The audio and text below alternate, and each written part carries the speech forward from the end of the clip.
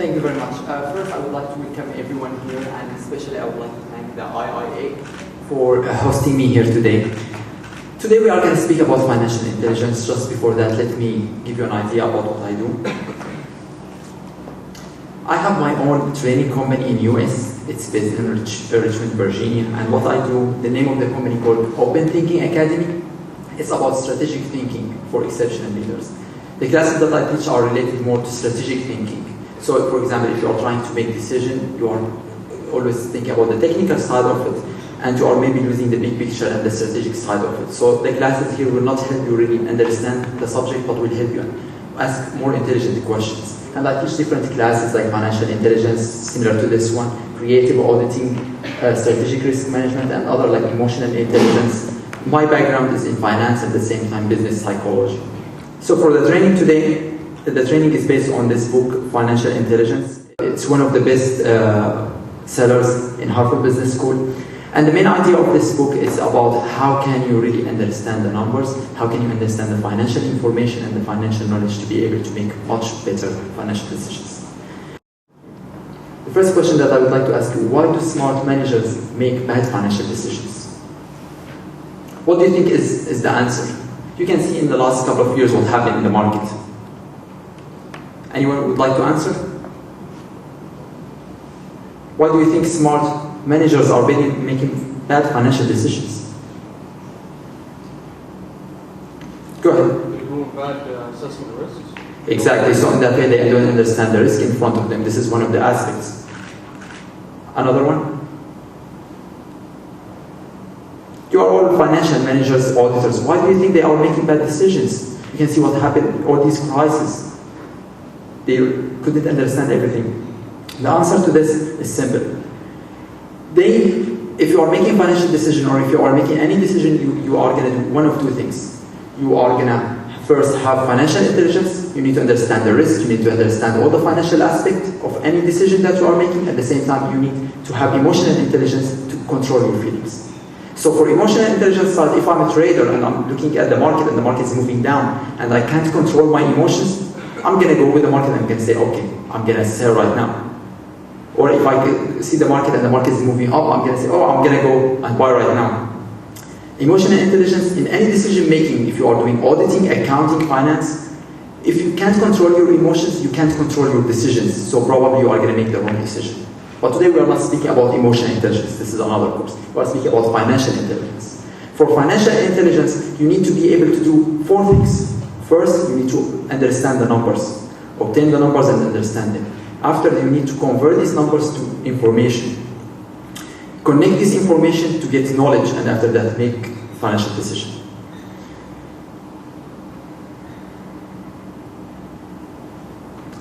So, here's our brain. I like to link between psychology and finance. So here's our brain. We have our nerve cells, and these nerve cells will help us do the following. The first thing that we do, we obtain information. We go around, we collect all the information that we want. Second, we go and process this information. So you collect all the information that you need, you process them. After that, you store them. And the most important thing, that you connect them. If you obtain and process and store the information and you don't connect them together, you will really not benefit anything from them.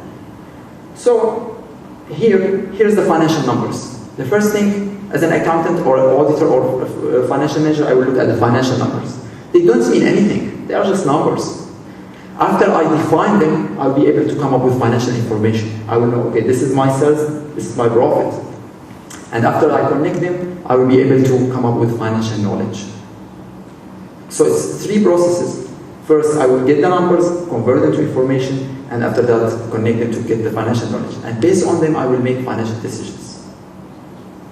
In another way, it's like this. You get the data. They don't mean anything. When you define it, you know what these numbers are. And after that, you know how, when you connect all these informations together, so you come up with the knowledge. And based on your knowledge and experience, you will be able to say, okay, from my previous experience and from all the ideas that I have before, I'm going to make a future decision, and that will be know why. There's a big difference between if you know how and between if you know why. Because if you know why, you are really looking at the big picture. If you know how, you know just what you are doing, but you don't have a big perspective. So this is the allocation of our mental space. So our mental space, usually we spend 40% of the time processing data, 30% of the time focusing on information, and 20% of the time linking all this information together, and we spend 10% of the time thinking. Think about it in your companies.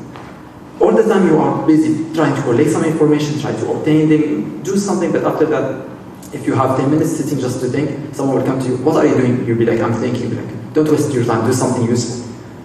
Process the information, connect them, do something useful, don't think. Right now, we need to allocate more time to thinking. You need to sit down, before starting a process, you need to sit down and say, how can I do it differently? How can I improve it? How can I spend more time thinking and less time doing? So in that way, at the end, I will have more effective process. At the same time, accountants, they are very creative. And in another way, finance is an art. Because when they are making these numbers, they'll be like, okay, these numbers are not really the way that we want it, we want to improve the numbers, so let's do something. But if they are not creative enough, they will end up where? In jail. Let's start with the financial information. So we are going to go from financial numbers to financial information, knowledge, and after that, decision making. So the financial number, this is the first question for you. If I have a ball and if I have a bat and a ball, and they cost both $1.10, the bat costs $1 more than the ball. How much does the ball cost? What do you think? Who can give me an answer? 5 cents. 10 cents? 5 cents. 5 cents? Anyone else? 10 cents? Okay. Who will say 10 cents? 10 cents. Who will say 5 cents? What about the rest? 1 cent? Who will say 1 cent? No one. Okay. 1 cent. I'm not really interested in the answer. The first time, every time when we have a question, we are just looking for the answer. But we are not really using our mind to create a thinking process that will help us answer this question right now and answer it in the future. So the process will be like this. I will say I have x and I have y. And after that, I will create an equation. X plus y is what? Is 1. After that, I have x minus y is 1. After that, I will say, so in that way, I will replace x in the first equation, so it will be 1 plus y equals 1.10. And after that, it's 5 cents. So in real life, think about it. Every time someone will come to you and ask you a quick question and you come up, here's the answer, this is the answer. And after that, after 2 or 3 days, you're like, oh, that was the wrong answer. Why? Because I didn't spend time creating a thinking process before for me to be able to solve the problem right now, but no, I was just focusing on solving the problem, not on the process that I'm using to solve the problem. So every time I'm spending so much time solving rather than creating a process that I can use it all the time. So this is all about if you are good in number. We are not speaking about financial, we are not speaking about anything. If you are not good in number, what's going to happen?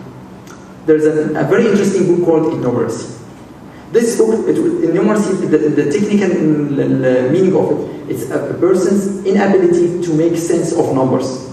So if you have numbers in your life, running your life, and you can't make sense of them, like for example, you say, I want to go and buy a lottery ticket because I'm going to win. And you are so happy holding your ticket, but what is the probability? It's the same one as if you are walking outside right now, and you will get a rock from the space over your head. It's the same. So if you think right now, if you are going to go outside, you are going to get a rock from the space, I suggest that you go and buy a lottery ticket. Are you good with numbers? This is the challenge. Can you really deal with numbers? You are financial professionals. You may be so good in finance, but you may be not good in numbers. So here's the thing. Look at this example. This guy, I hired this guy as a broker. And I told him, I have 800 potential customers. He said, I don't really understand anything about trading, but I'm going to get you 100 customers in 3 days. Like, how can you do it? You don't know anything about the market. He'll be like, I'm going to use the numbers. See, he's smart in numbers, not in finance. So he did the following. He called 400 and he said, the market is going to go up. Called another 400 and he said, the market is going to go down. Actually, the market went up. So he said, okay, forget about the second 400. I'm going to call them now, the 400 that I have, and tell them that the market is going to go up next day and the market is going to go down. Now the market is down. So I said, cool. So now I have 200 that for 2 days they think that I'm smart, I know the market. And after that, I will call them. So after 3 days, they will be like, this guy is really smart, I would like to invest my money with him. He knows the market. So he got 100 customers. It's very simple, very easy. He's playing the numbers. So your accountants in your company, they are maybe not touching financial, but they are playing the numbers. And you need really to understand if you are an auditor or if you are the accounting manager.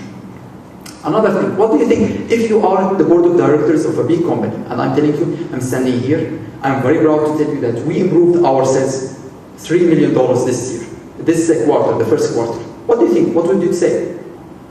Do you say great, or do you say really? What do you think? If I'm here and I'm telling you, we improved $3 million. Comparing to cost. This is our net profit, $3 million.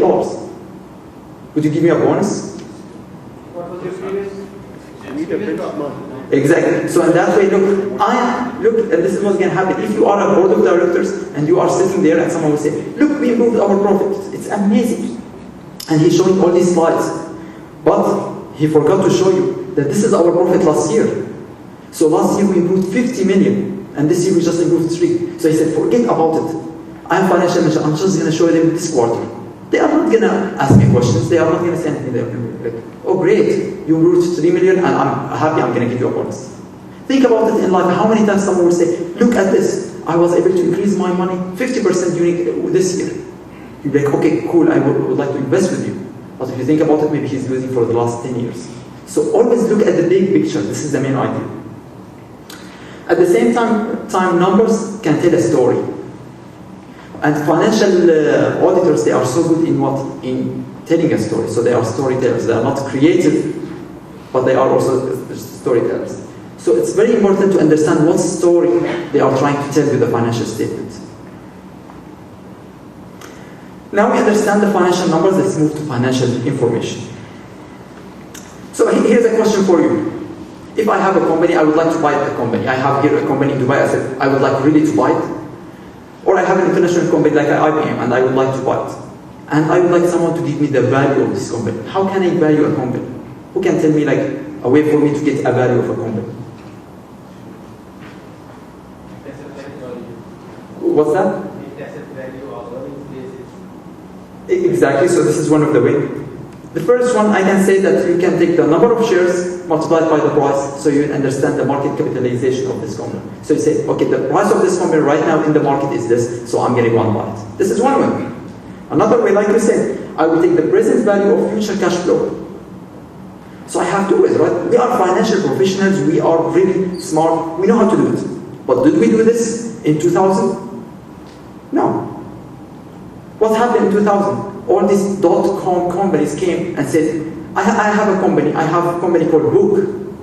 I will say book.com and now the value of the company is 10 times. Why? Because the accountant said, we don't know how to value these internet companies that they don't have even a location yet. But they are going to do great in the future. They created all this fiction, and all these like fictionary numbers, and okay, great, so we are going to give great value for them, and everyone was happy. So I'm going to share with you, this is a really nice short video for 4 minutes from Frontline that they will show you. If you are trying to create valuation, and if you are in 2002, how all these financial professionals, smart managers did the valuation. They just did it on completely different than any traditional way, using price share or using cash flow.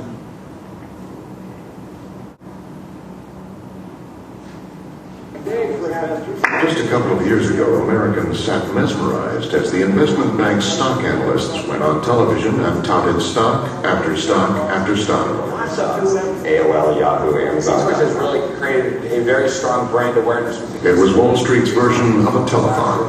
.com shot up today. We're on track. It looks like they hit 1 billion shares today. Internet stocks drove a powerful surge on Wall Street today. At the heart of it was the mad scramble by bankers and venture capitalists to take hundreds of unprofitable young internet companies public. But I think the long-term opportunity really is to be the customer interface to your Some doorstep. say the internet is so revolutionary that the usual rules for valuing a stock, such as revenues and earnings, no longer apply. Over and over again, scenes like this one would play out at the dot-coms. On the day their company's stock went public, employees would watch the value of their stock options soar, making paper millionaires out of many of them. Between 1990 and mid-2000, more than 4,700 new companies debuted on America's stock exchanges. The conclusion that we came to, rightly or wrongly so, was that the internet was going to fundamentally change the way business was run, across the board, in every sector of business. Everybody thought they could get rich quick. Everybody, across from retail investor to investment bank. We had this period where money was growing on trees, which is totally cool while it's going on. 34, the daily volume, 3.7 million shares. We are almost a $2 billion company. This company, eLoan, opened at $14 a share and closed at $37, a first-day gain of 164%. As investors clamored for more, bankers, who make a hefty 7% fee on all the new public offerings they underwrite, eagerly trolled for new internet companies. The day that we moved into our offices, we started getting calls from investment bankers inquiring as to what our thoughts were on raising additional capital going public. This is before we had furniture. Literally, we had boxes for our desks, and we were sitting on the floor. Michael Barrett was CEO of MotherNature.com. There was that level of buzz in the overall public markets at the time. And you laugh about it. You're sitting there with your box going, should I buy furniture or should I talk to the investment banker about going public? Going public at that time, in my mind, is probably almost exactly the same as if I was raising a first or a second round of venture capital. There's a lot of unproven elements. Brian Nesmith was head of an internet technology company called Cashflow.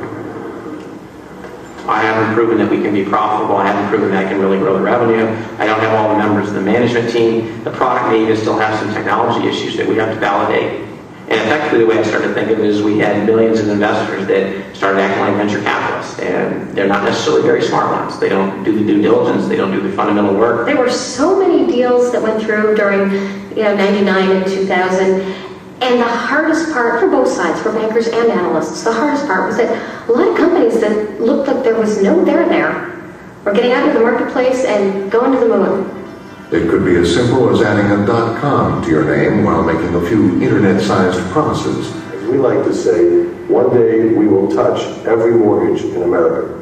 When Seth Werner changed the name of his first mortgage network to Mortgage.com and went on the net, the estimated market value jumped from $100 to $800 million. We went around to all of the underwriters, the largest underwriters in the country, the most prestigious by anybody's count. Every one of them was suggesting that this was a wonderful time to take a company like ours public. So as you can see, sometimes when you don't have information and you are trying to make financial decisions, you are an accountant, you're always looking for numbers and information. Someone can say, let's do it this way, and you can't really think about it because you don't have any numbers or financial information. On another side, maybe you have so much information. You are trying to do an audit and you have so much information that will make you not really focus on the critical area or the material area. So having more information is not always much better than not having the information.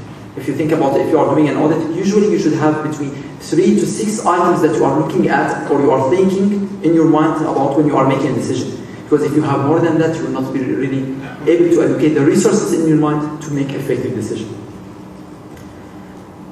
Now, we understood the numbers, we understood how to turn these numbers into information and how to process this information. Let's speak about how are we going to turn this financial information into financial knowledge. You are working in your organization and you are doing an audit or you are doing accounting. It's very important to have something like this, a map, showing exactly how the money is coming in, how the money is going out.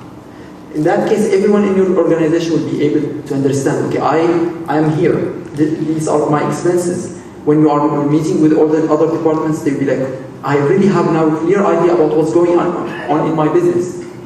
If they see all these financial reports, they may not understand them. So turning this financial information into financial knowledge, it's really effective when you are usually using visual way of doing it like this. So here's another question for you. A company has more cash today when A, accounts receivables increases, B, profit increases, C, customers pay their bills sooner, D, returned earnings increases. C? Is this CIA question or what?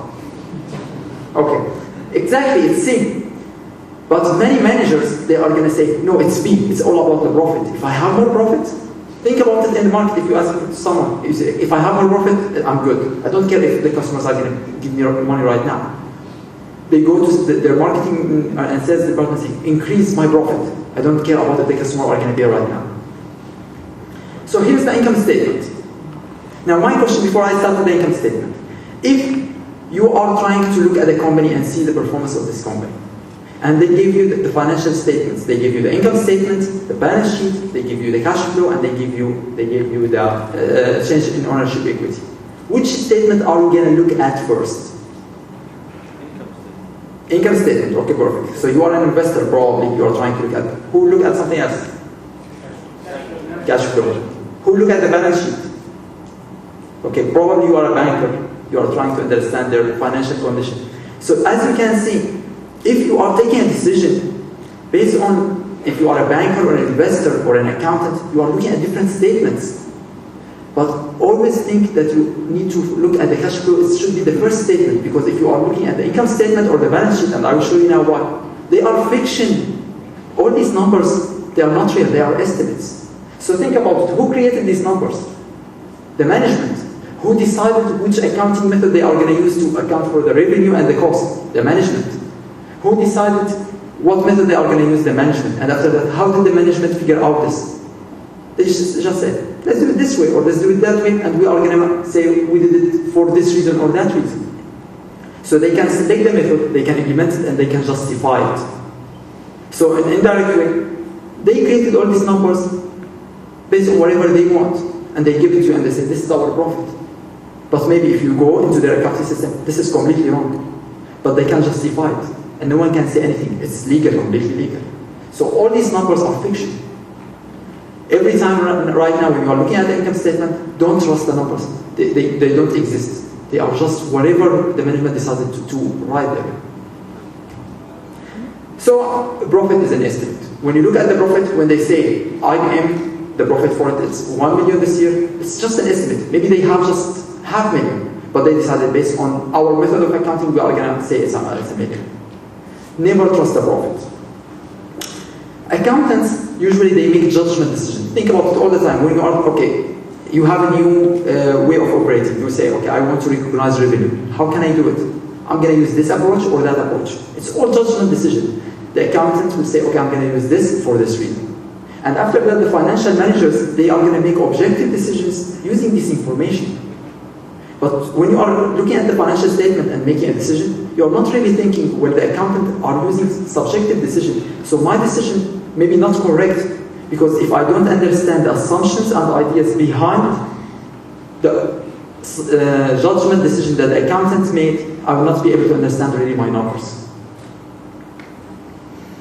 At the same time, the responsibility of the accountants is to give an accurate image about the company. So for me, if I'm working as an accountant, I want the investor or the person who is looking at my financial statement to really understand my company. If he will look at the profit, he will say, okay, this is the profit, this is the assets, this is the cash. So I will be like, okay, now I understand your company. I can read the story.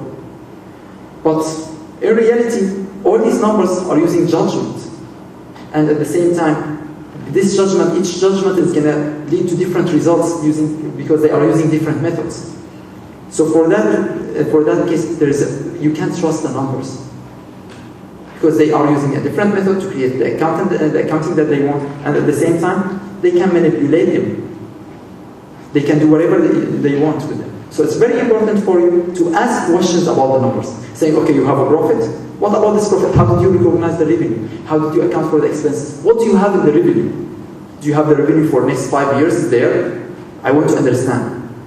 So don't look at the financial statement and say, okay, the accountant, the external accountant side on it, it's great. So in that way now I can trust the numbers. Never trust the numbers. Always ask questions about the assumptions and estimates behind the numbers. Accounting judgment is going to lead to manipulation, because if I'm a manager and I can say, I can book the profit for next year, and this is completely legal because this is the accounting method that we are using. It's not going to reflect the actual company, but it's completely legal. Why should I not do it? I can get a bonus. The company can improve, we can get more investment. It's completely legal, let's do it. And after that, next year I will book the profit for another 5 years. It's completely legal. And at the same time, they can change the accounting. They say, this year we are going to change our accounting method. Next year we are going to change it. But as long as we disclose it, that we are going to change it, we are going to change our method. And this is the reason why everyone will be like, well, great, no one will say anything. And you can write all these notes, like Aaron, you can write all these notes and no one will say anything. So in another way, when you are making it, when they are changing the accounting method, they are saying, is this material? Should we disclose it? Who will decide if it's material or not? The management. And after that, they will tell the external auditors, it's not really material. And the external auditors will say, no, it's material. They'll be like, no, it's not, and this is our reason. And they will fight with them, and after that, convince them. Or they will say, let's disclose it in the footnote. Who will read that? Let's make it really confusing so no one will read it. And if you are working in the accounting and you think, oh, we love the accounting rules. We don't have nothing for the accounting rules. It's all guidelines. Think about it. Every time you are making a decision, you are like, I'm following the accounting rules. No, you are following just guidelines. You can do it this way or that way. So we don't have accounting rules. So every company can do whatever they want as long as they can justify it. So all the accounting system in all these corporations, they make all these numbers whatever they want. Think about, and after that you see the economy is collapsing and you wonder why. So here are the questions that you need to ask. The first thing, are the accountants making the right judgment decision? If you have a department and the guy who is handling the accounting department, you need to understand maybe he got incentives behind it. So you need to ask these 4 questions about every financial number that you want to really understand. The first one, what were the assumptions of this number? If they are recognizing revenue, what were their assumptions? Are they going to book everything when they sign the contract or when they deliver the project? After that, what are the estimates? So think about it. Are they going to say, okay, when we are going to do it when we sign the contract, we are going to account for 40, 30, 60%. Why? And after that, if they are going to do it this way, what's going to lead that to? Are they going to overstate, understate? And after that, what are the implications? This will help them in meeting their expectations. What's going to happen then? In another way, if you don't ask these questions, who's going to be in control? Your accounting department are going to be in control of all your numbers. You as a manager sitting there, they can come to you and say, look, we are making so much money. And maybe you are losing. But you don't know because you don't know the actual numbers behind their financial numbers. So they always say, if you are good in cooking, you are probably good in accounting. We wonder why. Why are they always saying cooking the books, cooking the books, cooking the books? The answer is very simple. If you are making a cake, you say, okay, I want to have sugar in it, I want to have a cheese, I want to have flour. You decide what you are going to have in it. And the same thing with profit, with the revenue. You say, in my revenue, I have some assumptions. I will decide what ingredients I'm going to have. I'm going to have all the profit that I want, all the revenue that I want in my revenue. And after that, I'm going to decide the estimates. The estimate is how much I'm going to have the revenue for next 5 years, the revenue from last year. I can decide whatever I want. So it's like the cake. You decide what are you going to have in it, and after that you decide how much. And for that, one cake can be really nice and delicious and sweet, and another one can be really sour.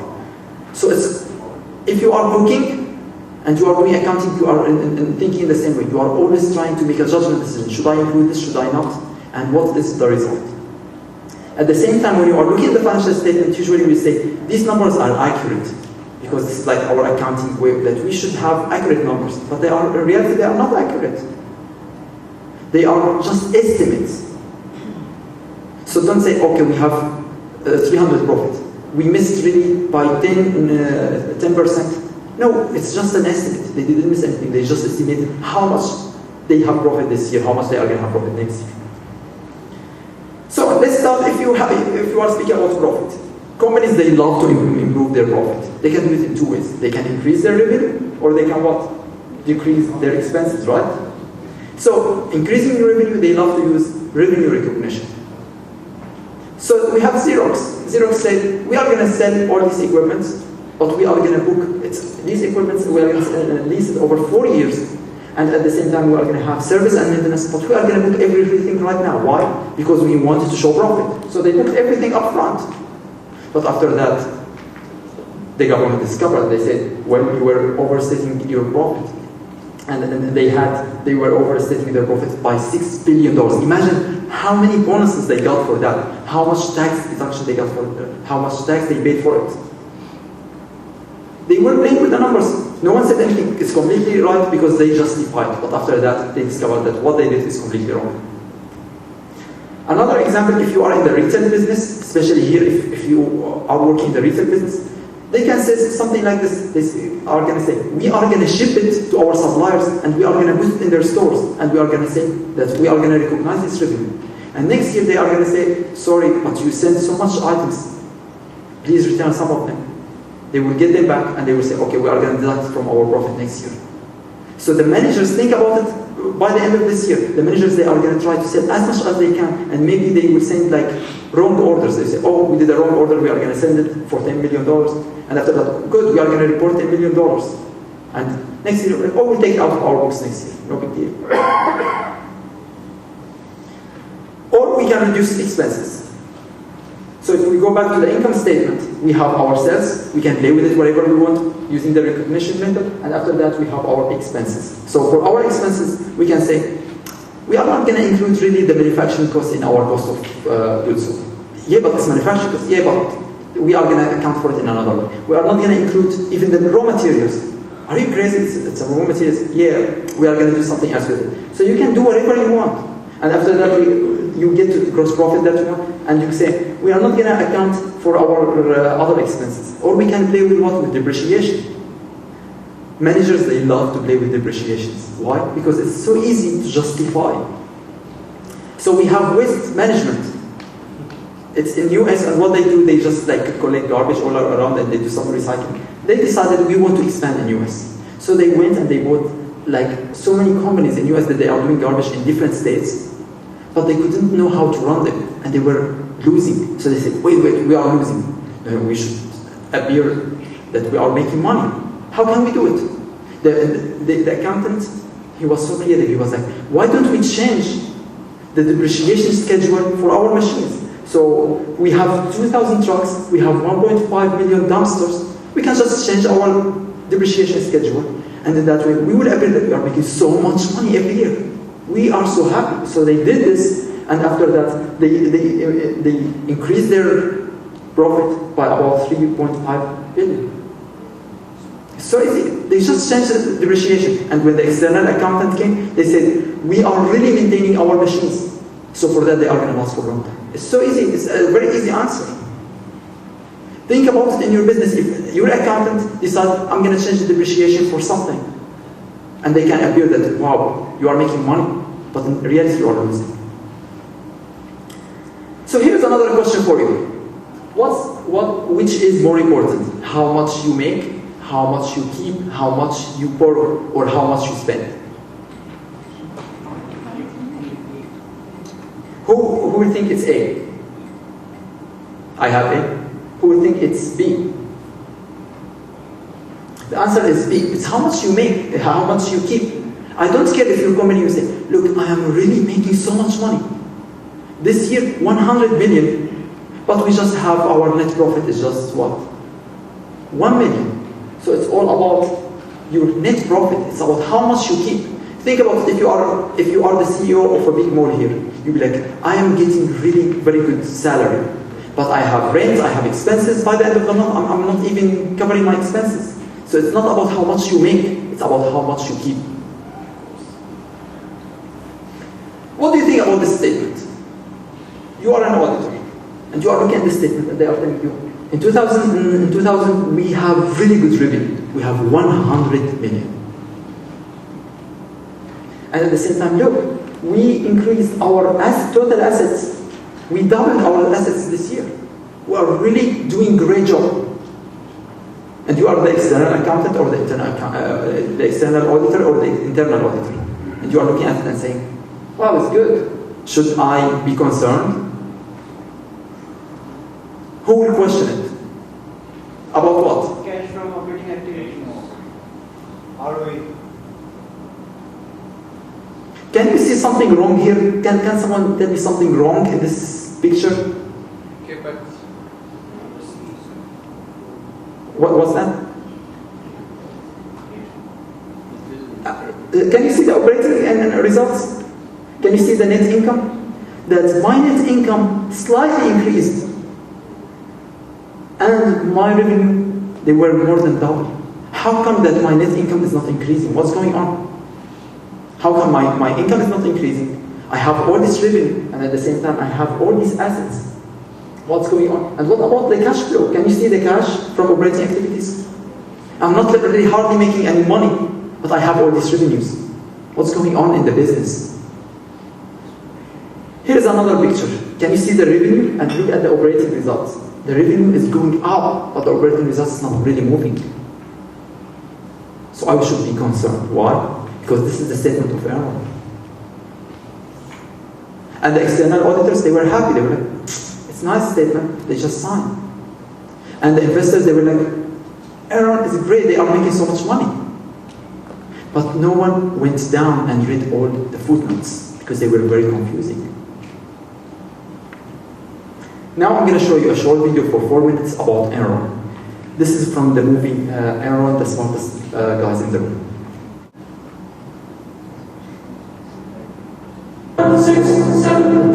It was the number. It was always making those numbers and looking. It was, to me, the real mythology is high school mythology. That, you wanted to be the most popular guy on Wall Street. You were going to do whatever you had to do to stay there. And Jeff understood those rules better than I think anyone else.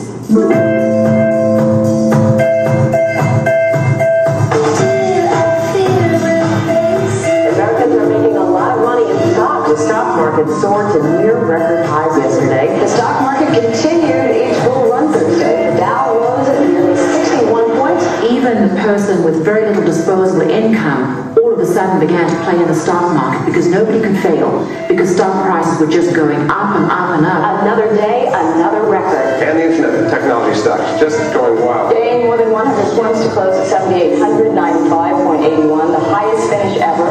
It was a time where we had the biggest bull market in the history of the world. Ken Lay was right there acting as a cheerleader. Obviously, our stock has been doing very well. I think there's a fairly good chance we can see the stock price settle again in the next year to 18 months.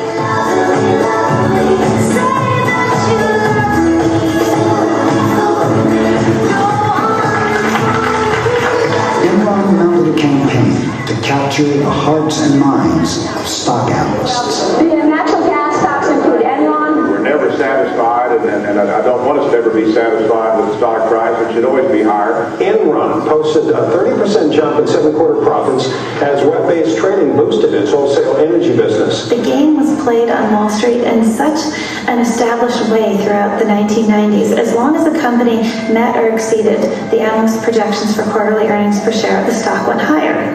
The game was called pump and dump. Top execs would push the stock price up and then cash in their multi-million-dollar options. People at Enron got paid in large part through stock. Everyone had a huge stake in seeing the stock price go up. And it was driven very clearly by the profits every single quarter. They were exceedingly conscious of that. Skilling was, and everyone else in the company was. They posted the stock price in the elevator. You were surrounded by the health of the company. What's the stock price doing? We were consumed by it. This company was fixated on stock price and fixated on a massive public relations campaign to convince the investment community that they were new, different, innovative, almost heralding a new era of corporate enterprise. We encourage our people to do new things, try new things, experiment, step out. We begin by attracting the kind of people that are more comfortable in an environment of change. You know, when you work for Enron, you're going to see the newest thing. You're going to see the newest markets opening up.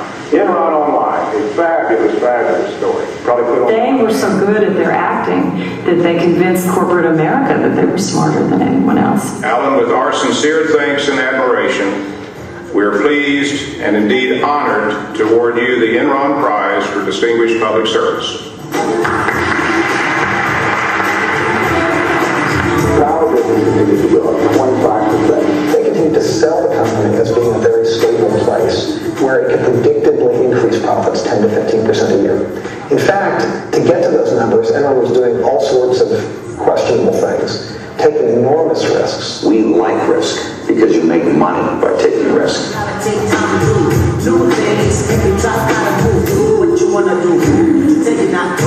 By all accounts, Enron was soaring. But in reality, profits weren't going up. They were headed in the opposite direction. Enron had vast natural gas operations all over the world. They had cost billions to build, and most were performing terribly. But in other places in the world, in India, great quarter and a great year in India. Phase 1 of the goal is in operation. Generating power phase 2 is financed and is under construction. My experience indicated there were certain places that you assiduously stayed away from, and one of them, as an example, was India. They built this power plant in India. Nobody else would do that at the time. They were terrified of investing in India. Enron did it, and did it in a big way. But Enron had failed to see something basic. India couldn't afford to pay for the power Enron's plant produced. So as you can see, with the income statement, you can do whatever you want. You can create all these numbers, make everyone happy, and after that, the company will collapse. What about the balance sheet? You'll be like, okay, for me, if I'm a banker, I will look at the balance sheet because I know that the numbers, they can't really play so much with the numbers in the balance sheet. But look at the balance sheet. All these numbers at the same time, like the income statement, they are fiction. They made all these numbers. They said, we are going to use this accounting method. You'll be like, but I'm a bank. They have loans. They should account for the loans. No. They can use an accounting method and they can say, all these loans are going to be out, so we don't have any loans. Here's the first example, WorldCom. They said like this. They are so smart. They were like, we are going to be in the telecommunications business. We are going to go to different states and pay expenses for using their telecommunication network. But we are going to account for them as not expenses, as assets. Why? Because we have future planning idea about controlling the whole US, so in that way, we are going to account for them as assets. So we don't have expenses. Everyone is using our network, and we are always making money. Everyone is paying us, and we are putting everything in the balance sheet. At the end, they inflated their profits by 3.8 billion, and they inflated their assets by 11 billion. Imagine that. Another example, if you want to play with the goodwill. Goodwill is price, if you want to come to the equation, it's the price paid to acquire a company less than the net assets, which is assets less liability. Think about it like this. I have a company I want to acquire. I decided I'm going to pay for this company 6 million. I think this is the value for the company. I will go and buy this company and give them the 6 million. And right now, on my books, I will account for it in this way. I will say, take their liabilities from their assets. So if their assets 5 and their liability is 2, it will be 3. So I will account for it in my assets, and at the same time, I will account for the 3 as goodwill on my balance sheet. The cool thing about it is that I can take this 3 and I can depreciate it or amortize it over what? Over 40 years. So it's really nice, and that way I can really, have very small expenses during the next 40 years. Or they change the rules. They say, now you don't have to amortize for goodwill. Why? Because the goodwill for the company is really improving, because your business is getting better and much more influential in the market. So your name, your trade name is getting much powerful. So maybe it's even increasing, and you don't have to amortize for it. So companies, they said, great, we would like to take advantage of it. We would like to go and buy companies and overstate the value that we are going to pay for them and understate their actual value, the assets less liability, so in that way we can report very high goodwill on our books and we don't have to amortize for it. Who did this? First, before we start with that, you can see the value of the brands. Right now, the goodwill or the brands, they represent a huge amount of the company's assets. You can see Coca-Cola is about like 70,000 million. This is the value of Coca-Cola. And you as an accountant, you can't really touch that because they tell you, we believe this because of this and that. And all these figures, you don't really have so much involvement in them. At the same time, there's a new book called Brand Bubble will tell you that approximately 30% of market capitalization of most of the corporation it's related to the goodwill, to the brand value. So think about it now. Your most important asset is the goodwill, and they can do whatever they want with it. And you, as an accountant, you can get involved. So here's another example. Type. They said, great, we love this thing. Let's do it. They went and they bought 600 companies during 2 years. Imagine 600 companies. And they said, we are going to undervalue their assets, and we are going to increase our goodwill. The meaning of that, we are going to have higher profit. Think about it. They have all this money. They bought all these companies. These companies are generating income. They are not reporting any expenses. They are not deducting any of this goodwill.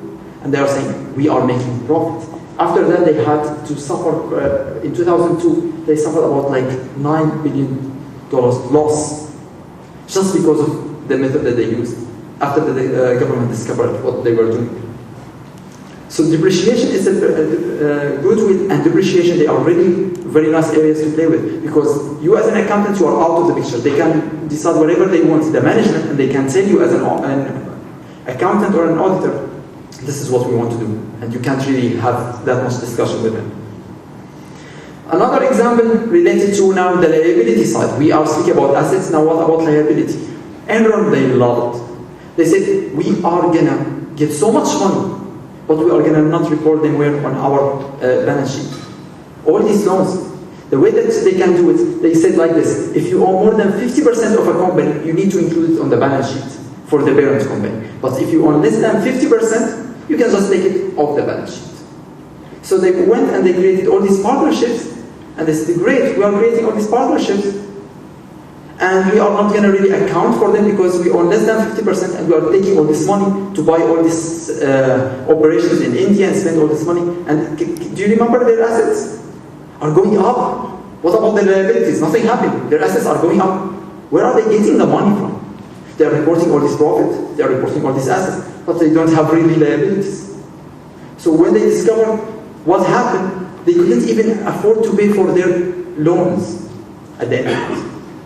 So think about other company when you are doing business with. If you are a bank or if you are doing an audit, are they really reporting all these liabilities, or are they putting them on the side? What about trust? Now you can see. Now you don't want even to be in the accounting or auditing business, because you can't trust the accountant, you can't trust the numbers, you can't trust the whole financial system. You are going to be going tomorrow and you are scared. You are like, maybe they are doing something with these numbers. What can I do? Well, the solution is with cash. Cash is king. Warren Buffett, his strategy always go and look at the cash flow statement for the company. If they are making money, I will invest with them because I don't care about the rest. They can do whatever they want in the balance sheet and make a statement. If they are making money, they are good. It's very important to understand that profit is not the same as cash. If they are making cash, they have cash and they have cash coming, doesn't mean that they are making profit. And at the same time, if they are making profit, that doesn't mean they are getting cash. So profit will be turned into cash only after they pay all their expenses and they get all the money from their customers. So we can get profit without cash, so that way we can account for all our sales, but we are not getting the money from the customers. Or we can have cash without profit. And in that way, we have all our cash, we didn't pay our expenses, and we are accounting, we have so much cash, but we don't have profit, because we account for them on the income statement, but we didn't pay them yet. It's very important to look at the cash flow statement and look at cash coming in and cash going out. So if we look at a very simple statement, we have the operating activities. This will tell you exactly if they are making money from what? Not from borrowing, not from investing, they are making money from the operation. And here we can see they are making money from the operation, we are happy. And after that, what are they doing with the money? Are they investing? Or they are using this money just to cover something else? So if they are investing, you can see it. And after that, what are they doing with their loans? Are they paying their loans? Or are they taking more loans? When you see the cash flow, you will get a really good picture quickly and easy, rather than going over all these numbers in the balance sheet and the income statement.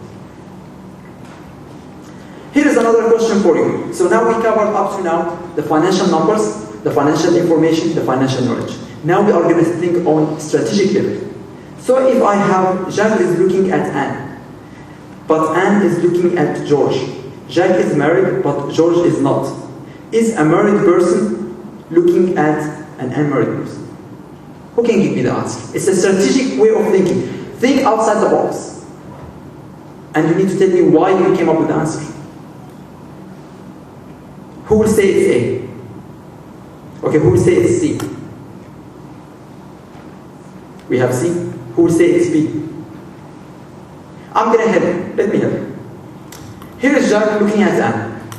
Okay? And here is Anne looking at George. He's married and George is not. What do you think now the answer? Look, I'm making it really easy now. Who will say B? Who will say C? I still have C. Why do you think it's C? What's that? Okay. Exactly. So the main question here, we don't know, we don't have information, right? You are looking at financial statements and you have maybe the profit, you have the revenue, but you don't have the other information, so you can't really make decisions. But think about it. You have all the information that you want here. Think about it like this. If Anne is married, look, you need to start thinking in your life about if Anne is married, so a married person is looking at an unmarried person. So it's A, it's true. Or if Anne is unmarried, a married person is looking at what? Unmarried person. So you have the information that you need, right?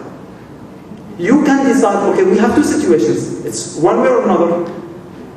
Let's take it the first way, let's use if, and it's correct. Let's use the other if, and it's correct. So that way you have all the information that you want to make the right decision. So getting the information, converting the information to knowledge, that's not enough. You need to always think outside the box to be able to make your financial decision. So the answer is A. There's a very interesting book called Blink. I don't know, do you know this book called Blink? It's a really amazing book. It's all about the power of thinking without thinking. How can you use your intuition, trust yourself. You are a financial manager. Don't trust the numbers, trust yourself. When you look at something and you feel it's wrong, and look at it, don't say, oh, the numbers are fine. No, you feel it's wrong, trust your intuition. The main idea of it that if you have knowledge and experience, you are more likely to make mistakes. And you're like, really? I have knowledge, I have 35 years. Yeah, for 35 years you were doing the same thing over and over. So you are not going to look at something new that you are not really looking for. So when you are looking at something, you always need to think, okay, I'm looking at completely something new. With all my experience, I don't care about it. I need to think about it from the beginning. I need to use my mind, not rely on my experience and knowledge. Every time use your mind. Because most of the time you are going to not see the big picture if you are just relying on your knowledge and experience. Here's another example. You are here, we are in maybe 1995 or 1992, and I'm telling you, look, we have these floppy disks. They are really, really nice. But I came up with a new invention, CD. And I would like you to invest $20 million in my investment. You are the board of directors, and you are sitting here, and I'm going to show you all the figures. Now, you are working here, and you need to make a decision to give me the money. It's not important if you know all the answers that I'm going to give you.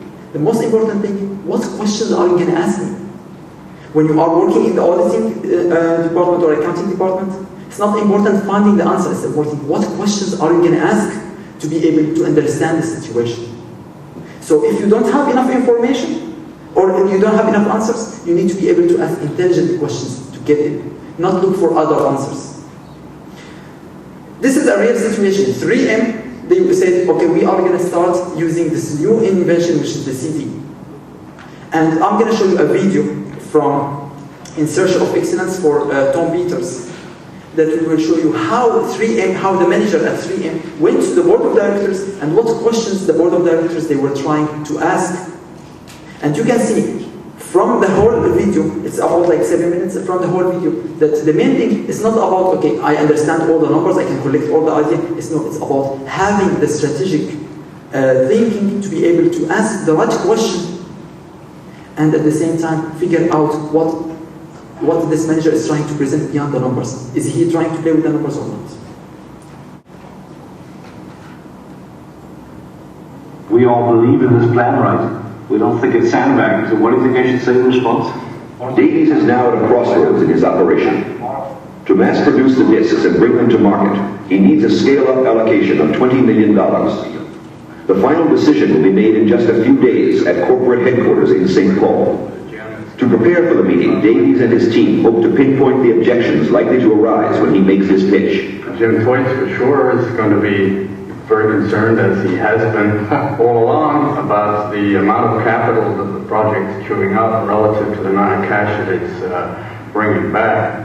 We have to be able to establish the credibility of what we can produce farther down the pipe relative to what we're using up front. Yeah. So it's hard to avoid the margin issue. That's right. I think you're right. We probably underestimated it. That's already a significant factor, so I'm a little nervous about the issue. Do you agree? Yeah. For Davies, the stakes are high. If he can build his project into a profitable business, he can count on 3M turning it into a new division and allowing him to run it as if it were his own company within the larger parent. A powerful incentive to succeed as an entrepreneur. In his bid for funding, Davies has already passed 2 major hurdles: reviews at the group and sector levels of the corporation. But what awaits him here in St. Paul is an intimidating encounter with 3M's highest court, the Executive Operations Committee. Oh, thanks. Come on in behind me, guys. I need help here. Yeah. Here comes the Welsh champion. Good afternoon. Good afternoon. What I'm here, gentlemen, to ask you for is approval for the expenditure of $20 million. Now, to request approval for $20 million in this kind of product area, it's really a fairly simple issue. To my mind, there are 3 questions. Can we make it? Will someone buy it? And can we make a decent margin on it? Then I think we'll spend most of the time analyzing in depth the financials. Lou Lair, a veteran product champion himself, knows this game as well as anyone.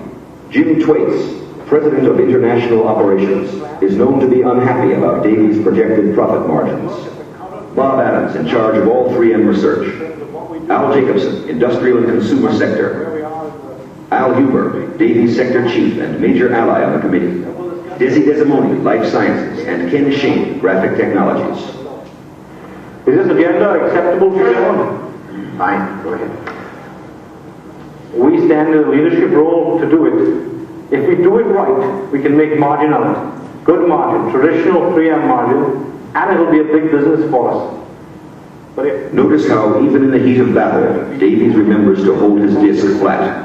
Nobody questions that. The question is, when you get into it, how long can you stay with it without losing your shirt? What we have to rely on is the significant barrier to entry that happens. We are, for example, today the only producer of laser video discs, an American company in the States. That's because the investment, both in technology and in hardware and capital equipment, is very large. As you gentlemen know, you've already invested it. So there's a significant barrier to entry. Dave, do we have patents or patents applied for, or do we have a position? We have patents applied for, and indeed some granted, on all the critical elements that make up this particular disc construction. They were continuing to let me roll, and I thought we were doing very well there. And I just gotten over the point with Mr. Lair about the patent position, which is always a difficult one. When in comes Mr. Thwaites again on pricing and profitability. Why isn't the long-term profitability a lot higher? Initial price is not high enough. I've already come to that conclusion. I think the key answer to your question, Mr. Thwaites, is it is Japan. Because Japan will be in a very strong position in this industry and will have an influence on the pricing. But excuse me interrupting, that's fine, but somewhere along the line, if you're going to be out in front and you're going to be ahead of them, and you should be, in the cycle you've got to get better pricing than you're showing in the book. What's your degree of confidence? I go back to the question I'm still trying to get an answer to. What's your degree of confidence in the forecast? I think every one of these men has been in Davies' shoes earlier in his own career, gambling that he can develop a successful venture from a new technology. They want Davies to win, but there is no fooling them where the numbers are concerned. They've been here before. If they own a less, they pay a lot more. You have just read my mind. When you talk about pricing.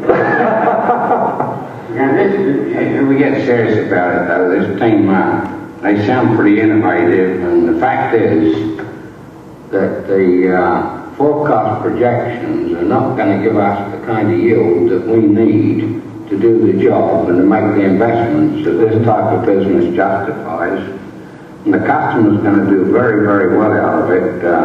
3M Company need to make more money to be able to invest more and make the program a success.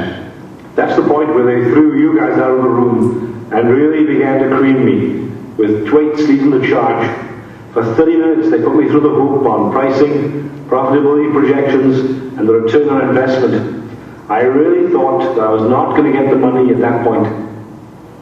In my assessment, to do this project right, it's going to require significant upfront pre-investment.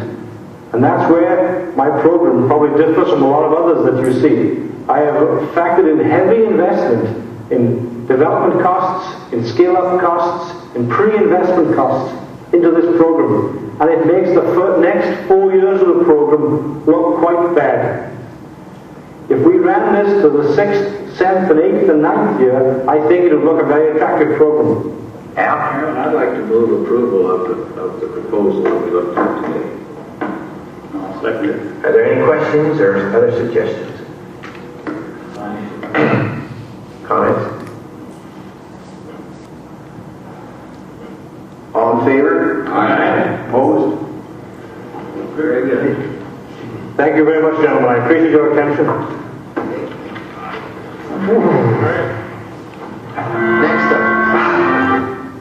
As you can see, it's all about, it's not just about the numbers, it's not about the financial information, the financial knowledge. It's all about your ability to take all this information and knowledge and start asking questions. Start questioning, how did you come up with these numbers? What are you doing? Do you trust these numbers? If you are a financial manager, you are giving something. What is your degree of trust? You need to be able to ask strategic questions using all the information that you have in your experience and look at everything from your perspective. Just to summarize everything that I went through, financial intelligence is not about your ability to understand financial information. It's your ability first to obtain the numbers, understand how to deal with numbers, after that understand how to convert these numbers into financial information, connect these financial informations together, and after that think in strategic way to use them to make financial decisions. Thank you very much for your attention. Thank you, Iyad. At this point, we'd like to call our President, Mr. Abdul Kader Baydali, to present to our guest speaker a token of appreciation.